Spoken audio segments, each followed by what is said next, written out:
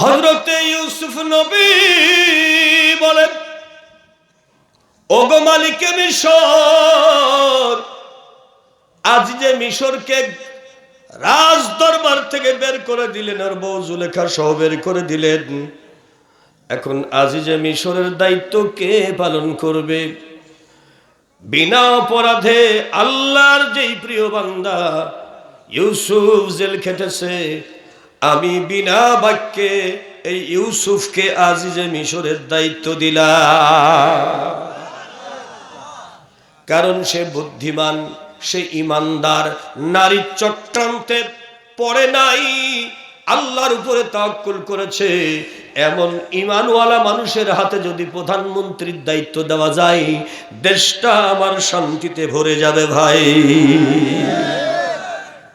অতএব ইউসুফকে আমার দরকার। জোরে বলেন সুবহানাল্লাহ। আজ যে মিশর আউট, ও হলো বোর কথা শোনে ওটা আউট। কথা কন না, ওটা আউট বেরো। আর যে ইমান ঠিক রেখেছে ওই ইউসুফ আল্লাহর নবী, সে হবে আমার প্রধানমন্ত্রী। 17 বছর বয়স, প্রধানমন্ত্রী। সুবহানাল্লাহ বলবেন না? তাহলে বোঝা যায় যে ইসলামে রাজনীতি নাই। হ্যাঁ, আরে পণ্ডিতের বাচ্চা, ইসলামে রাজনীতি নাই তো ইসলামে আছে কি? এই পৃথিবীর রাষ্ট্রীয় সংবিধান প্রথম রচনা করেছে মদিনার নবী। মদিনার সনদ 47টি ধারা। গোটা পৃথিবীতে আজ পর্যন্ত জাতিসংঘের মহাসচিব পর্যন্ত পাগল হয়ে যায়। How can it's possible? এটা কিভাবে সম্ভব? একজন লেখাপড়া না জানা মানুষ এরকম কঠিন 47টি ধারার সংবিধান রচনা করলো। গ্রিনিস বুক না ওয়ার্ল্ড রেকর্ড। আর আপনি মুসলমানের সন্তান হয়ে বলেন যে ইসলামে রাজনীতি নাই। রাজনীতি শিখাইছেই তো মুসলমানেরা। আর আবু জাহেল, আবু সুফিয়ান, উতবা, সাইবা, মুগিরা এরা ছিল সব চোর। ওরা যা করে তা সব চোর নীতি। জোরে বলেন কি নীতি? চোরের নীতি। দেখেন বাংলাদেশের 60 টাকা মাইরি ফাঁকা করে দিয়েছে, তারপরে আবার কয় সংবিধান সংশোধন করতে হবে। কি জন্য করতে হবে? যাতে চুরির টাকার কোনো বিচার না হয়। এটার নাম কি রাজনীতি? না, এটার নাম চুরি নীতি। আল্লাহর আইন, আস-সারিকু ওয়াস-সারিকাতু ফাকতাউ আইদিয়াহুমা। চোর যদি মহিলা হয়, চোর যদি পুরুষ হয়, কোনো কথা নয়, ধরো আর হাত কেটে দাও কবজি থেকে। পার্মানেন্টলি মানুষ বুঝবে যে চোর ওর 14 গোষ্ঠী না, গোটা এলাকার মানুষ অ্যালার্ট হয়ে যাবে। ওরে বাবা, চুরি করলি খবর আছে। এক চোর ধরা খেয়েছে মানেই গোটা দেশ ঠান্ডা। কথা কর না কেন? কোরআনের আইন যদি চালু হয়, যে কয়টা চোর ধরা পড়বে প্রত্যেকের, মহিলা হোক আর পুরুষ হোক, হাত কাটা হবে, কেউ ঠেকাইতে পারবে না। আপা বলছে আমি আশেপাশে আসি, টুকুস করে ঢুকি পড়বো। তুমি আইসো, এদেশের লোক রেডি হয়ে আছে। আসো। খারাপ লাগছে? কারণ যে পরিমাণ টাকা লুটপাট করে নিয়ে গেছো, তোমার হাত কেন 4 হাত পাকাইতে দিল, তোমার তা শোধ হবে না। খুব খেয়াল রাখতে হবে। হযরত ইউসুফ নবী দীর্ঘ 16 বছর রাজকার্যের দায়িত্ব পালন করতেছে। প্রধানমন্ত্রী হিসাবে, খাদ্যমন্ত্রী হিসাবে 2টা দায়িত্ব। একটা হলো প্রধানমন্ত্রী, একটা হলো খাদ্যমন্ত্রী। জোরে কোন সুবহানাল্লাহ। খাদ্য বিভাগ, প্রধানমন্ত্রীর 2 দায়িত্বই তার। এখন আল্লাহর বান্দা যেদিকে যায় বরকত রহমত আসে। জোরে কোন সুবহানাল্লাহ। মিশরের মানুষগুলো 16 বছর পার হয়ে গেছে। হযরতে ইউসুফ আলাইহিস সালাম ইতিমধ্যেই বিবাহ করেছেন, তার 2টা বাচ্চাও হয়েছে। কিন্তু জুলাইখা স্বামীও নাই, ক্ষমতাও নাই, টাকাও নাই, পয়সাও নাই, ঘরও নাই, বাড়িতে বাড়িও নাই, রাস্তায় রাস্তায় ঘোরে। আর যারে পাই নাই, যার জন্য ইয়ামেন থেকে এসেছিল মিশরে, স্বপ্ন দেখেছিল ছোট্টবেলায় আমার সঙ্গে বিয়ে হবে, আজই যে মিশরের, তার নাম হবে ইউসুফ। সেই স্বপ্নে দেখা রাজপুত্রের খোঁজে মিশর পর্যন্ত এসে গেছে। এখন আজিজে মিশরের দায়িত্ব ঠিকই ইউসুফ আলাইহিস সালাম পেয়েছে, কিন্তু তার কাছে যাওয়ার মতো ক্ষমতা নাই। একজন আসামির বউ হইয়া গেছে ভাই, জোরে বলেন ঠিক কিনা? তাই পথে পথে ইউসুফ ইউসুফ ইউসুফ ইউসুফ ইউসুফ করে বেড়ায়। ইউসুফের কথা বললে ওর ভালো লাগে, যেই বলে ইউসুফ ইউসুফ অমনি সোনার টাকা দেয়, যেও বলে ইউসুফ ইউসুফ অমনি গলার মালারটা খুলে দিয়ে দেয়, যেই বলে ইউসুফ ইউসুফ পাগলের মতো ঘরে রে মানুষকে দান করতে করতে করতে করতে ইউসুফ ইউসুফ নামের উপরে দান করতে করতে ভিখারির মতো অবস্থা হয়ে গেছে। ঘর নাই, বাড়ি নাই, থাকার কোনো জায়গা নাই, ভালো একটা জামাও নাই, চিন্তায় ভাবনায় আল্লাহর বান্দি বৃদ্ধা হয়ে গেছে। চুলগুলো পেকে গেছে, শরীরের চামড়াগুলো কুঁচকে গেছে। একটা পাহাড়ের পাদদেশে খেজুরের পাতা দিয়ে একটা ঝুপড়ি বানাইছে। ওই ঝুপড়ির মধ্যে বসে বসে জুলাইখা সবসময় বলে ইউসুফ ইউসুফ ইউসুফ ইউসুফ ইউসুফ ইউসুফ ইউসুফ ইউসুফ বলে। আশেপাশে রাস্তার মানুষ যদি কিছু খেতে দেয়, ওইটা খেয়ে কোনো রকমে জীবন ধারণ করে রে ভাই। হযরতে ইউসুফ নবী ওই রাস্তা দিয়া ঘোড়ার পিঠে চড়ে একদিন যাইতেছে। পাহাড়ের পাদদেশে ঝুপড়ির ভিতর থেকে আওয়াজ শুনতে পেল, কে যেন নারীর কণ্ঠে বলে ইউসুফ ইউসুফ ইউসুফ ইউসুফ ইউসুফ। ইউসুফের নাম শুনে আল্লাহর বান্দা ঘোড়া থেকে নেমেছে। বেড়ার ফাঁক দেয়া দেখে একজন জীর্ণ শীর্ণ পোশাকধারী বৃদ্ধা মহিলা ইউসুফ নাম জপতেছে আর কাঁদতেছে। রাজ দরবারে গিয়া ইউসুফ নবী রাজকীয় ঘোড়ার গাড়ি পাঠাইল, পায়েক পেয়াদাদেরকে বলল সসম্মানে ওই পাহাড়ের পাদদেশে খেজুর গাছের ঝুপড়ির ভিতরে, পাতার ঝুপড়ির ভিতরে আল্লাহর একজন বান্দি ইউসুফ ইউসুফ জপতেছে, তাকে সম্মানের সাথে ঘোড়ার গাড়িতে তুলে নিয়ে এসো। আল্লাহর বান্দিকে ঘোড়ার গাড়িতে করে সসম্মানে নিয়ে আসা হলো। রাজ দরবারে তাকে ইউসুফের সামনে বসতে দেওয়া হলো। আল্লাহর বান্দা ইউসুফ নবী বলে, কে তুমি? আমার নামটা কেন বারবার বলো? জুলাইখা বলতেছে, যে সব হারিয়ে ফেলে তাকে তো কোনো মানুষ চিনতে ফিরতে না পারে। সব যার হারায় যায় তাকে চিনতে না পারা যায়।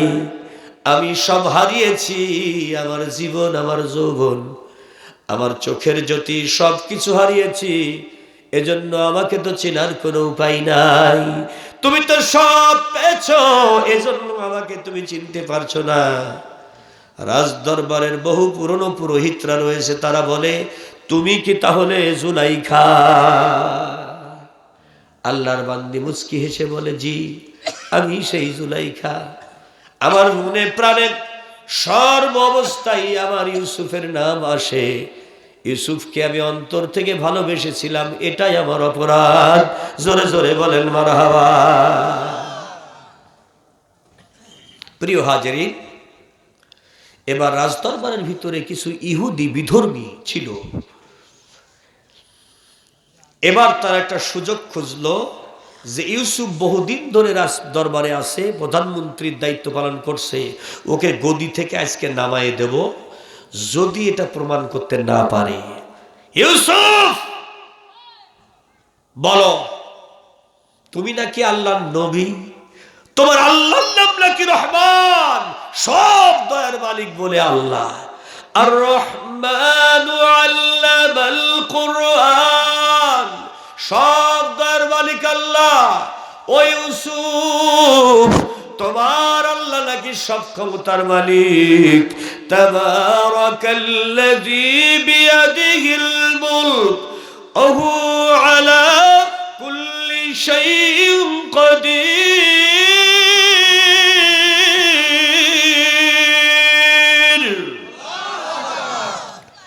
সব কিছুর উপরে বলো তোমার আল্লাহর ক্ষমতা আছে। সত্যি যদি তুমি আল্লাহওয়ালা হও, সত্যি যদি তুমি আল্লাহর নবী হও, তাইলে এই জুলাইখা যেমন রূপে গুণে আগে সুন্দর ছিল, আমরা ওর ছোটবেলার রূপ দেখেছি। তোমার আল্লাহ বলে সর্বময় ক্ষমতার মালিক। তুমি একবার তোমার আল্লাহকে বলো, তুমি যদি নবী হয়ে থাকো তাহলে তুমি পারবে এই জুলাইখাকে তার আগের চেহারা আল্লাহ যেন ফেরত দিয়া দেয়। আর একটু আস্তে কর, আগের চেহারা ফেরত দাও, নাইলে নবী দাবি ছেড়ে দাও। হয় নবী দাবি ছেড়ে দাও, নাই এই জুলাইখার আগের চেহারা ফেরত দাও। তোমার আল্লাহ বলে সব ক্ষমতার মালিক। সন্দেহ আছে নাকি? কথা কর না কেন? ভারত বহু আগে ফারাক্কার বাদ দিয়ে বাংলাদেশে পানি বন্ধ করছে, ঠিক না? টিপাই মুখের বাদ দিয়ে পানি বন্ধ করছে, তিস্তার মুখে বাদ দিয়ে পানি বন্ধ করছে। আমার আল্লাহর আসমানে বাদ দেবে কিনা? আসমান থেকে পানি বর্ষণ হয়, সেই পানি নদী নালা খাল বিল পুকুর ঘাট ভর্তি হয়ে যায়। বাংলার মুসলমানেরা আল্লাহর নিয়ামতের পানি থেকে কেউ বঞ্চিত হয় না। ভারত আমাদের কিছুই করতে পারবে না। আসমানে বাদ দিতে পারবে? খারাপ লাগছে? হযরতে আল্লাহর নবী ইউসুফ আলাইহিস সালাম জানে কেমনে আল্লাহর রহমত পাওয়া লাগে। ওয়াস্তাঈনু বিস-সাবরি ওয়াস-সালাহ ইন্নাল্লাহা মা'আস-সাবিরিন। তোমরা সালাতের মাধ্যমে আর ধৈর্যের মাধ্যমে আমার কাছে সাহায্য প্রার্থনা করো। আমি আল্লাহ তোমাদের সাথে আছি, আমি তোমাদের ডাকে সাড়া দিব। আল্লাহর কাছে সাহায্য চাইতে হবে দুই কায়দায়। কোন কায়দায়? ওয়াস্তাঈনু বিস-সাবরি ওয়াস-সালাহ, সালাতের মাধ্যমে, ধৈর্যের মাধ্যমে। জোরে কান সুবহানাল্লাহ। আল্লাহর বান্দা 2 রাকাত সালাত আদায় করলেন। এবার 2 রাকাত সালাত আদায় করে আল্লাহর কাছে মনে বললেন, মালিক,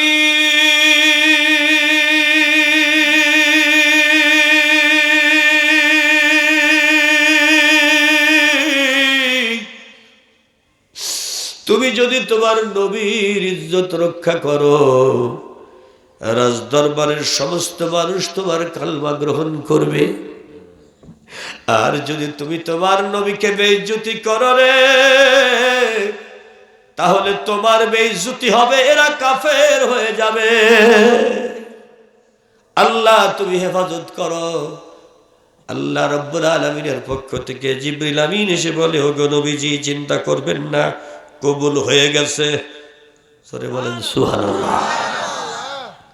কবুল হয়ে গেছে, চিন্তা নাই। আপনার গায়ের চাদর খানা টান দিয়ে খুলে জুলাইখাকে সামনে বসাইয়া আপনি আল্লাহর মেহেরবানি চাদরটা দিয়া ওর পুরা শরীর মোড়াইয়া দেন, যে কোনো জায়গায় ফাঁকা না থাকে। এবার আপনি আল্লাহর 4টি তাসবিহ পড়া শুরু করেন। সুবহানাল্লাহ, আলহামদুলিল্লাহ, লা ইলাহা ইল্লাল্লাহ, আল্লাহু আকবার। তাসবিহ কয়টা? জোরসে বলেন। তাফসীরে আসছে হযরতে ইউসুফ আলাইহিস সালাম 7 তাসবিহ পড়া শুরু করলেন। সকলে বলেন সুবহানাল্লাহ, আলহামদুলিল্লাহ, লা ইলাহা ইল্লাল্লাহ, আল্লাহু আকবার। এই চারটি তাসবিহ পড়তে লাগলেন। এই চারটি তাসবিহ যখন 33 বার পড়া শেষ হয়েছে, জিবরিল আমিন বলে আর পড়ার দরকার নাই, এইবার আস্তে করে চাদরটা আস্তে আস্তে খুইলা ফেলেন, বাকি খেলা আমার আল্লাহ খেলে দিয়েছে।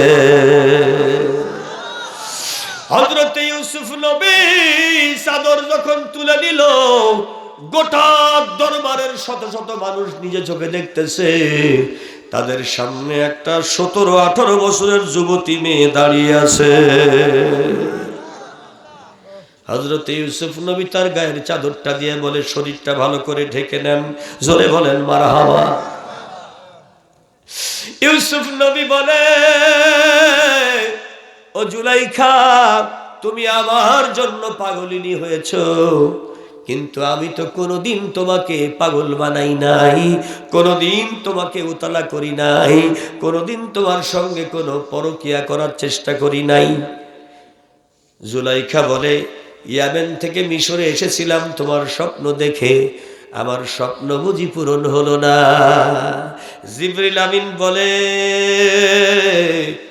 ওগো আল্লাহর নবী ইউসুফ, অবশ্যই পূরণ হবে। যে মন থেকে আল্লাহ পাকের রহমতের আশা করে, যেহেতু জুলাইখা আল্লাহর রহমত প্রাপ্ত হয়েছে, এখন তুমি তাকে বিবাহ করলে আল্লাহর কোনো আপত্তি না। সুবহানাল্লাহ বলেন। আর আমাদের সমাজের লোকে গান বলে উল্টো, প্রেম করেছে ইউসুফ নবী, সেই প্রেমে জুলেখা বিবি গো, কয় না? ইউসুফ নবী প্রেম করেছে। বিবাহের আগে কারোর কোনো নারীর সঙ্গে প্রেম করা হারাম, জোরে বলেন ঠিক কিনা? কিন্তু আমাদের সমাজে যুবক ছেলেপিলের হয়ে গেছে বেরাম, ওরা মানবে না, জোরে বলেন ঠিক কিনা? হযরত ইউসুফ আলাইহিস সালাম প্রেম করেন নাই। আল্লাহ বলছে, যেহেতু সে আল্লাহর রহমত পেয়েছে, জুলাইখা দেখতেছে তার গুছানো চামড়া হাতের চকচক চকচক করতেছে, হাতগুলো আর চামড়া গুছানো নাই, তকতকে ঝকঝকে চেহারা, আগের চাইতে আরো সুন্দর হয়ে গেছে। জোরে বলেন আল্লাহু আকবার। এই রূপ সৌন্দর্য দিছে কে? আল্লাহ। জোরে বলেন আরো জোরে। এই রূপ সৌন্দর্য দেওয়ার মালিক আল্লাহ। والذي يصوركم في الأرحام كيف يشاء।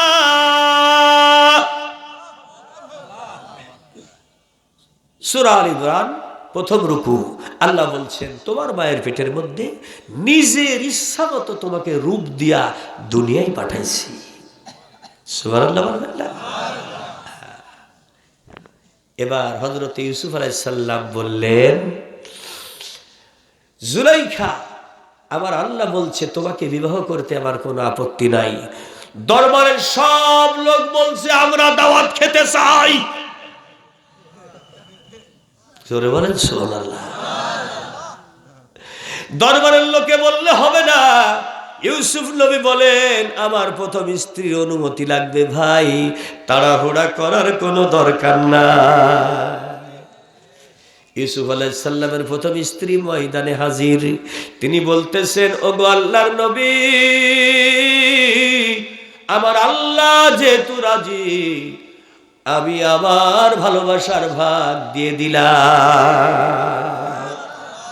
আপনি আমারও স্বামী, জুলাইখারও স্বামী হয়ে যান, যাতে তার মনের আশা পূরণ হয়। শাস্তি তো হয়ে গেছে, আর কত শাস্তি পাবে?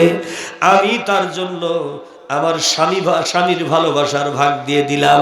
জোরে জোরে বলেন মারহাবা। বিবাহ পড়ানো হলো।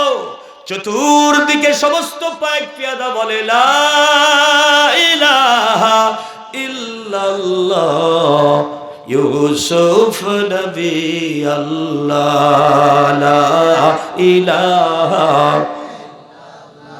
জোরে লা ইলাহা, লা ইলাহা ইল্লাল্লাহ মুহাম্মাদুর রাসূলুল্লাহ। সব ক্ষমতার মালিক, জোরসে বলেন আরো জোরে। এরকম ঘটনা যদি আমার বাংলাদেশে ঘটতো, বড় বউকে যদি বলতো যে আমার একটা মেয়ে পছন্দ হয়েছে, আমি বিয়ে করতে চাই, বলে দাঁড়া আমি ঝাঁটা রেডি করছি। কথা বল না। এটা আমাদের দেশে বিপদ, জোরে বলেন ঠিক কিনা? প্রিয় হাজেরিন, আজকে আমি অনেক কথা বলে ফেলেছি, বেজার হয়েছে না আমাদের? আমার প্রতি বেজার হয়েছে না? বেজার হয়েন না। সব ক্ষমতার মালিক আমার আল্লাহ।